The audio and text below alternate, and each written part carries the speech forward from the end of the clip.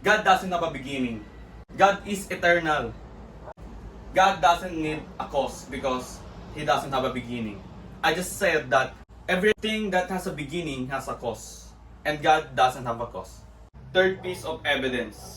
Life coming from non-life. Like, nakakita ka na ba ng life na came from non-life? Like, bato na naging bolate.